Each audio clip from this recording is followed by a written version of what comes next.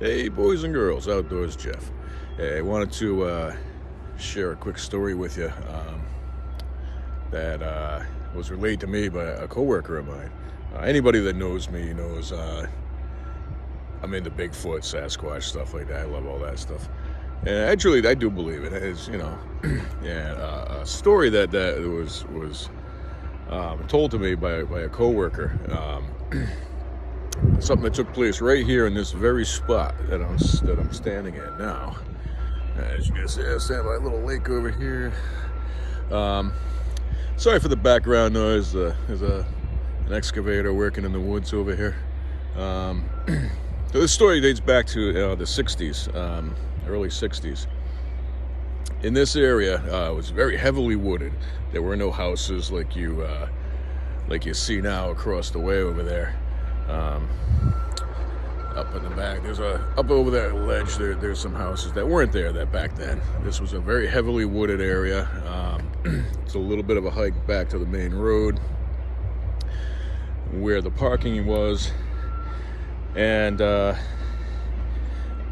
my coworker was sitting up here. He was a young guy back then, sitting up here with his sweetheart, whatever. They was sitting at this very spot over here on these rocks over here, overlooking the water, when they kept hearing a grunting, like woofing kind of sound, and they couldn't see anything. They didn't know what it was. They were getting kind of nervous, and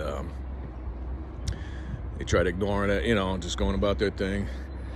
And all of a sudden, a massive sized boulder, like it's nothing that I could ever pick up and throw.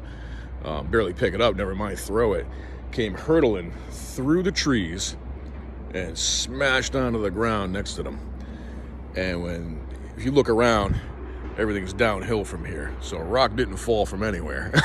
There's nowhere for a rock to fall from. It was thrown uphill. And they packed it up and left. And that was it for them. They packed it up and left. So something strong enough to pick a boulder up that probably weighed close to 100 pounds, 100 pound rock, and hummed it that distance from where you couldn't even see where it was. That's pretty incredible. And to add to that story, off this same road, I told you, a little walk from the car where it is here, going up that road, used to go up the hill, and again, this was all farmland and houses way back then, and wasn't as busy as it is now, all built up. But the people living along this road used to say, "Oh, look at that house up at the top of the hill up there. They have monkeys." And everybody's like, "Why? Why do you say? Why do you think monkeys?" That's all you hear all night long: the whooping and the hollering. What does that sound like, right? and come to find out, it was a little old couple that lived at the top of the hill up there on a little plot of land, and they sure didn't have any monkeys, and they weren't out there after sunset, I don't think, making any noises. So do the math, whooping, hollering sounds at night, boulders being thrown, grunting sounds coming out of the woods. Yeah, I truly believe something was in this area. That's a lot of evidence stacked up, and the guy who told me the story, a pretty credible person. Not the type to make something up or anything like that. I've had my own experiences with things camping in this state here in Rhode Island, north of here, and actually these woodlands tie into a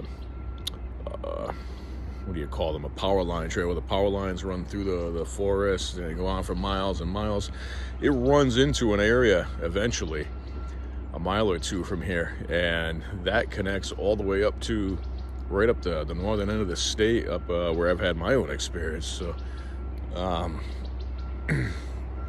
pretty interesting. I wanted to share that little story. I was reluctant to come out here and make the video. I'm over here in my work shirt and everything, and I am like, oh, okay, well, this happened to be at a lunch break, and in this exact spot. So that's where you can see right here is where it happened. It was sitting over here and overlooking this water, and everything's downhill from here. There's no rocks falling down from above. So pretty interesting. All right, boys and girls. Anyway, I'm going to go enjoy some nature here and finish up my lunch break and go back to making a living. All right, take care, everybody.